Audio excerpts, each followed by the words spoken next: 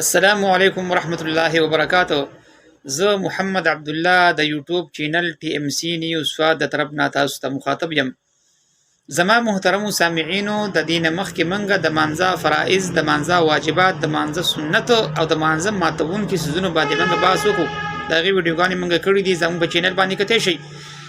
نننۍ ویډیو زمونږه د زنانو منځ په باره کې د چې د زنانه د مانځه طریقه څه ده، زنانه په کومه طریقه باندې منځ کوي.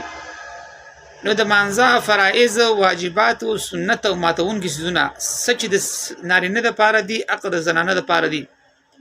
سب د نارینه او د زنانه په منځ کې فرق څه شی دی؟ هغه دا دی په څو خبرو کې دی. نمبر 1، زنانه چې کله تکبیر تحریم وای الله اکبر کوي شروع کوي، نو دبا غوګونو ته نه لاس کوي، بلکې په سازر کې بدن نه دنه غو پورې لاس کوي، په سازر کې دن نه دنه غون ته د سازر نه بلاس راو باسي. نو نمبر 2، د قیام په حالت کې با کله چې الله اکبر وکي، نو زنانه به داسې چل کوي چې پسینه باندې بلاس کی دي دي او د خلاص د ورغه په دغس لاس په شا باندې کی دي. په دې طریقه باندې د زنانه د مانځه طریقه ده. نمبر 3، پر رکوع کې با زنانه د نارینه په شانتی نه کته کی.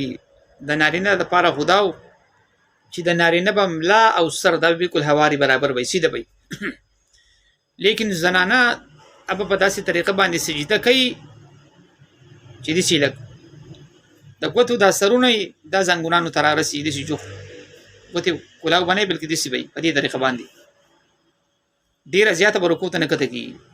نمبر 4، د سجدي په حالت کې بعد د زنانو څنګه دا په زمګي سره لګیدلی وي او خېټه به د ورونانو سره لګیدلی وي دا د زنانه د سجدي طریقه ده. او دوانه خپې به خي جانب ته وستلی وي، خي جانب باندې بدسي. نمبر 5، د ناستې په حالت کې به زنانه څنګه کینی؟ د ناستې په حالت کې به زنانه په دې کس شیډ باندې کینی په ورون باندې او د خپې به خي طرف ته وستلی وي. د سړی د پاره خداو چې په غسخ په خپه باندې بکینی او د خپې په غسخ په بکینی او خې خپې به دې سو درولي.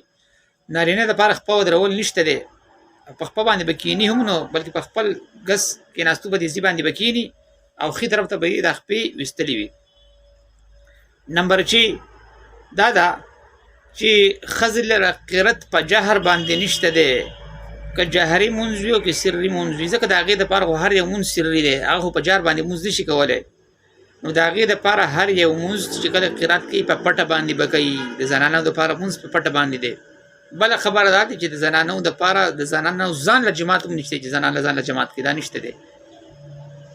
ها زنانه په بل پسې په سړی پسې باندې ودرېدې شي په جماعت کې دغه اقتدا کول شي.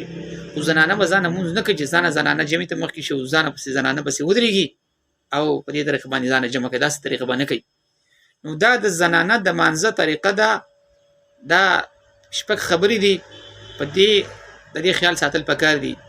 زما عزتمندو، د مانځه کم فرایض، واجبات، سنت او مستحبات هغه د نارینه د پاره دي، دغه د زنانو د پاره دي. خو د نارینه او د زنانه په مابین کې د شپږ خبرې فرق دی. زما عزتمندو که ویډیو ته خو راشي دا ویډیو تاسو لایک کړئ او مخکې بل سره شیر کړئ. اکو دا چینل ته خو راشي دا چینل زموږ کوم سبسکرایب کړئ. تاسو نه په یو الله باندې مسپاره ما د بلې ویډیو پورې. السلام علیکم ورحمت الله وبرکاتہ.